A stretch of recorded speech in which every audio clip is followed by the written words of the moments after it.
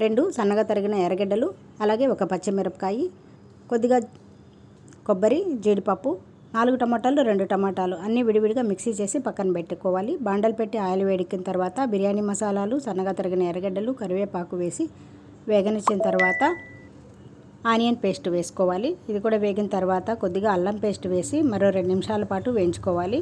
ఇప్పుడు ఒక 2 టమోటాలు మిక్సీ చేసుకున్నాం కదా, ఆ మిక్సీ అది కూడా వేసేసి ఇందులోనే సాల్టు, పసుపు, కారము వేసి 5 నిమిషాల పాటు పచ్చివాసన పోయే వరకు వేయించుకోవాలి. ఇందులో కొద్దిగా వాటర్ పోసేసి మిగిలిన 2 టమోటాలని ముక్కలుగా కట్ చేసి వేసుకోవాలి. ఇప్పుడు కొద్దిగా గరం మసాలా, ధనియాల పొడి కూడా వేసుకోవాలి. ఇప్పుడు కొబ్బరి